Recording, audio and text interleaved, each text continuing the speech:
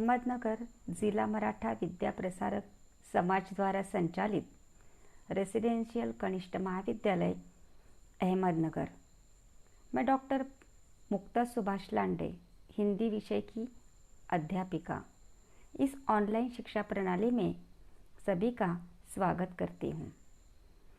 कक्षा 12वीं हिंदी युवक भारती पाठ 17वां ब्लॉग लेखन लेखक प्रवीण बरदापुरकर।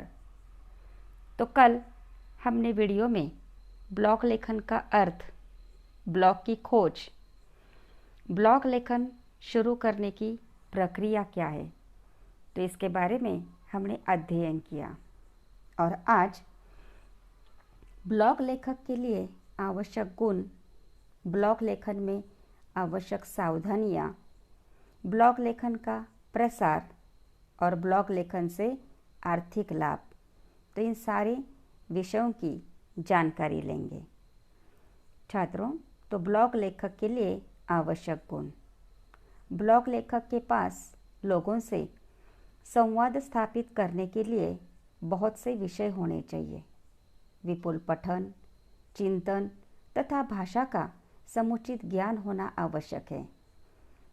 भाषा सहज प्रवाहमयी हो तो ही पाठक उसे पढ़ेगा।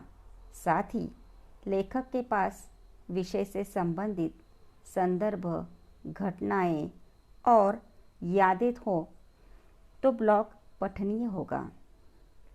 जिस क्षेत्र या जिस विख्यात व्यक्ति के संदर्भ में आप लिख रहे हैं, उस व्यक्ति से आपका संबंध कैसे बना, किसी विशेष भेंट के दौरान उस व्यक्ति ने आपको कैसे प्रभावित किया। यदि वह व्यक्ति आपके निकटस्थ परिचितों में है तो उसकी सहृदयता, मानवता आदि से संबंधित कौन सा पहलू आपकी स्मृतियों में रहा। छात्रों, यहाँ पर सहृदय इसका अर्थ है दयालु। ऐसे अनेक विषय हैं जिन्हें आप शब्दांकित कर अपने पाठकों का विश्वास प्राप्त कर सकते हैं। यहाँ इस बात का ध्यान रहे कि विषय में आशय की गहराई हो। प्रवाही कथन शैली भी इसका एक महत्वपूर्ण मापदंड है। छात्रों, मापदंड इस शब्द का अर्थ है कि वे कारक जिसके द्वारा कोई निर्णय हम लेते हैं। क्लिष्ट शब्दों के उपयोग से बचते हुए सीधी सादी सहज भाषा का प्रयोग किया जाए तो पाठक विषय सामग्री से बहुत जल्दी ही एकरूप हो जाता है। क्लिष्ट इस शब्द का अर्थ है कठिन।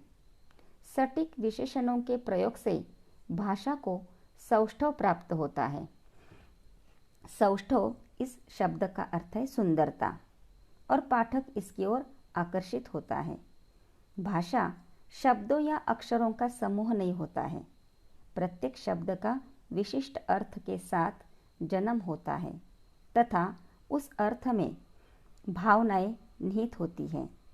सहज सरल होने के साथ भाषा का बांकपन, छात्रों यहाँ पर बांकपन इस शब्द का अर्थ है सजावट, ब्लॉग लेखन की गरिमा को बढ़ाता है। शैली एक दिन में नहीं बनती, यह सतत लेखन से ही संभव है। जिस प्रकार गायक प्रतिदिन रियाज कर, रियाज इसका अर्थ है छात्रों अभ्यास, राग और बंदिश का निर्माण करने में निपुण बनता है, उसी प्रकार निरंतर लेखन से लेखक की शैली विकसित होती है और पाठकों को प्रभावित करती है। छात्रों, बंदिश शब्द का अर्थ है रचना। तो छात्र, जैसे कि आप ब्लॉग लेखन करने के लिए लेखक के पास कौन से आवश्यक गुण होना जरूरी है, तो ब्लॉग लेखक के पास लोगों से संवाद करने के लिए बहुत सारे विषय होने चाहिए। दूसरा यह है कि भरपूर पठन, चिंतन तथा भाषा का समुचित ज्ञान उसके पास होना जरूरी है। भाषा सहज और प्रवाहमयी होनी चाहिए, जैसे कि क्लिष्ट शब्दों का वह प्रयोग ना करे। विषय के अनुरूप संदर्भ, घटनाएं और यादें हों तो ब्लॉग पठनीय बन जाता है। किसी व्यक्ति के संदर्भ में अगर आपको या लेखक को ब्लॉग लेखन करना है तो उस व्यक्ति से लेखक का संबंध कैसे बना और उस व्यक्ति ने लेखक को कैसे प्रभावित किया। ऐसे अनेक विषय हैं जिसे आप शब्दांकित कर पाठक का विश्वास हासिल कर सकते हैं। साथ ही ब्लॉग में आशय की गहराई होनी चाहिए। जो आशय रहता है ना, उसमें ब्लॉग लेखन करते समय भाषा सहज और सरल होनी चाहिए, जैसे कि उसमें क्लिष्ट कठिन शब्दों का प्रयोग नहीं होना चाहिए।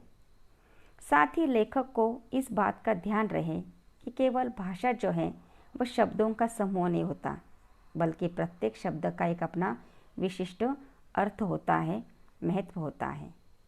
साथ ही भाषा का जो बांकपन है, जिसे हम सजावट कहते हैं, वो ब्लॉग लेखन की गरिमा को बढ़ाता है।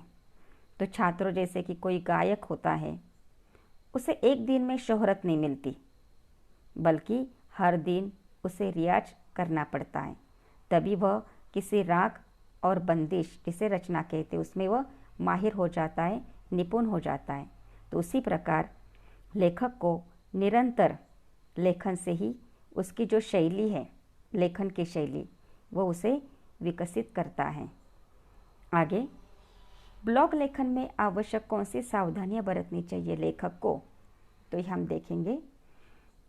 ब्लॉग लेखन में इस बात का ध्यान रखना पड़ता है कि उसमें मानक भाषा का प्रयोग हो, जिसे हम मानक यानी स्टैंडर्ड, परिष्कृत, व्याकरणिक अशुद्धियां ना हो। लेखन की स्वतंत्रता से तात्पर्य कुछ भी लिखने का अनुमति पत्र नहीं मिल जाता है। आक्रामकता का अर्थ गाली गलौज अथवा अश्लील शब्दों का प्रयोग करना नहीं है। यहाँ पर छात्रों, आक्रामकता इस शब्द का अर्थ है प्रचंडता। पाठक ऐसी भाषा को पसंद नहीं करते। किसी की निंदा करना, किसी पर गलत टिप्पणी करना, समाज में तनाव की स्थिति उत्पन्न करना आदि बातों से ब्लॉग लेखक को दूर रहना चाहिए। तो यहाँ टिप्पणी का अर्थ है आलोचना करना। बिना सबूत के किसी पर कोई आरोप करना एक गंभीर अपराध है, और ऐसा करने से पाठक आपकी कोई भी बात गंभीरता से नहीं पढ़ते और ब्लॉग की आयु अल्प हो जाती है। लेखन करते समय छोटी छोटी बातों का ध्यान रखा जाए तो पाठक ही हमारे ब्लॉग के प्रचारक बन जाते हैं। एक पाठक दूसरे से सिफारिश करता है, दूसरा तीसरे से, और यह श्रृंखला बढ़ती चली जाती है। तो छात्रों, यहाँ पर श्रृंखला इस शब्द का अर्थ है कड़ी।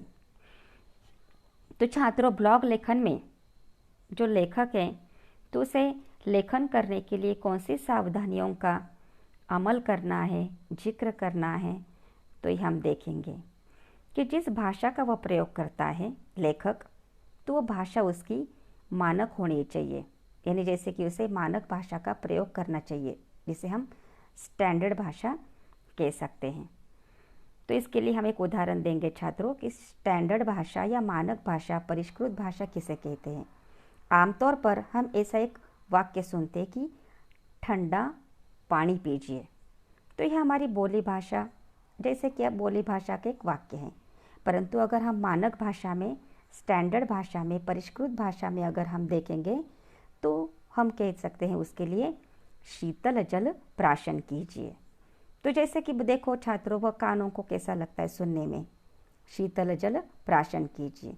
तो इसका अर्थ यह है कि हमें या लेखक को ब्लॉग लेखन करते समय मानक भाषा का प्रयोग करना चाहिए। आगे व्याकरणिक अशुद्धियाँ ना हो। जो वह लेखन करता है ना, तो उसमें व्याकरणिक अशुद्धि उसमें नहीं होनी चाहिए। आगे ब्लॉग लेखन के लिए जो उसे स्वतंत्रता मिलती है, तो उसका वो उचित प्रयोग करे। तो इसका अर्थ ये नहीं कि वह कुछ भी, जो भी उसके मन में आए वह लिखे। प्रचंडता, इसका यह अर्थ नहीं कि जैसे कि आप गाली गलौज या अश्लील शब्दों का प्रयोग करें, क्योंकि ऐसे अगर गाली गलौज वाली भाषा हो, अश्लील शब्दों वाली भाषा हो, तो पाठक उसे पढ़ना पसंद नहीं करते। आगे जैसे कि लेखक को किसी की निंदा, आलोचना, गलत टिप्पणी या समाज में तनाव की स्थिति निर्माण हो, इस प्रकार का कोई भी लेखन करना नहीं चाहिए। तो छात्रों, जैसे कि अब किसी को कोई बुरा लगे बात, तो ऐसी बात आप वहाँ पर नहीं लिखेंगे। दूसरा है, बिना सबूत के किसी पर गंभीर आरोप करना अपराध है। तो जैसे की आपण नेहमी मराठीमध्ये म्हणतो की कानामध्ये आणि डोळ्यामध्ये 4 बोटाचं अंतर असतं। जैसे कि हम जो बात सुनते हैं और अपनी आँखों से देखते हैं, तभी हमें उस पर विश्वास करना जरूरी है। तो इस तरह उटपटांग बातें, ये जैसे कि बिना सबूत की बातें, ऐसी बातें हमें नहीं करनी चाहिए। ये जैसे कि किसी के ऊपर गंभीर आरोप नहीं करना चाहिए। जो विश्वासार्ह बात है उसी को हम लिखें। ऐसी छोटी छोटी बातों का ध्यान लेखक रखें तो पाठक ही आपके ब्लॉग का प्रचारक बन जाते हैं, और ऐसे पाठक एक दूसरे से वह ब्लॉग पढ़ने के लिए सिफारिश करते रहते हैं, और आपका जो ब्लॉग है, लेखक का जो ब्लॉग है, वह जो पाठकों की जो श्रृंखला है, ऐसे धीरे धीरे वह बढ़ती रहती है। आगे, ब्लॉग लेखन का प्रसार। ब्लॉग लेखक अपने ब्लॉग का प्रचार प्रसार स्वयं कर सकता है। विज्ञापन, फेसबुक, व्हाट्सएप, SMS आदि द्वारा इसका प्रचार होता है। तो जैसे कि ब्लॉग लेखन करने वाला जो लेखक है, तो वह अपने ब्लॉग का प्रचार प्रसार स्वयं या खुद ही करता है, परंतु जैसे कि अब उसका माध्यम क्या है, किसके द्वारा वह प्रसार या प्रचार करता है, तो वह विज्ञापन हो सकता है, फेसबुक के ज़रिए, व्हाट्सएप के ज़रिए या SMS के ज़रिए वह इसका प्रचार कर सकता है।